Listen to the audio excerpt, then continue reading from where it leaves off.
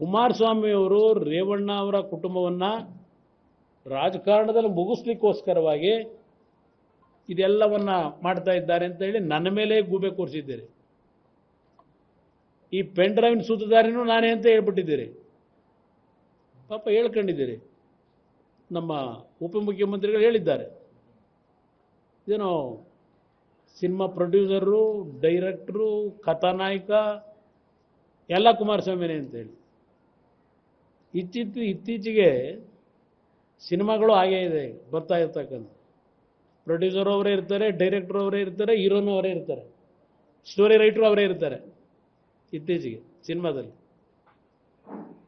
ಹೌದಪ್ಪ, ನಾನು ಡೈರೆಕ್ಟ್ರು ಇದ್ದರೆ, ಪ್ರೊಡ್ಯೂಸರು ಆಗ್ತಾರೆ, ಮಾಡಿದ್ದೀನಿ ಸಿನಿಮಾದಲ್ಲಿ, ಆ್ಯಕ್ಟಿಂಗ್ ಮಾಡಿಲ್ಲ.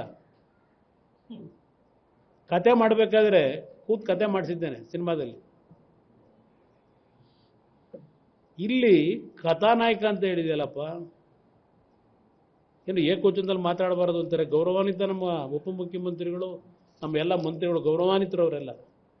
ಏಕವಚನದಲ್ಲಿ ಮಾತಾಡಿ ನಿಮ್ಮ ಮನಸ್ಸಿಗೆ ನೋವಾಗಿದ್ದರೆ ವಿಷಾದನೂ ವ್ಯಕ್ತಪಡಿಸ್ತೀನಪ್ಪ. ಇಲ್ಲಿ ಪ್ರಶ್ನೆ, ನನ್ನನ್ನು ಈ ಒಂದು ಘಟನೆಗೆ ಕಥಾನಾಯಕನ ಮಾಡಲಿಕ್ಕೆ ಹೊರಟಿದ್ದೀರಲ್ಲ. ಇತ್ತೀಚಿನ ದಿನಗಳಲ್ಲಿ ಹಲವಾರು ಸಿನಿಮಾಗಳು ಬಂದವೆ, ನೋಡ್ತಾ ಇರ್ತೀರಿ.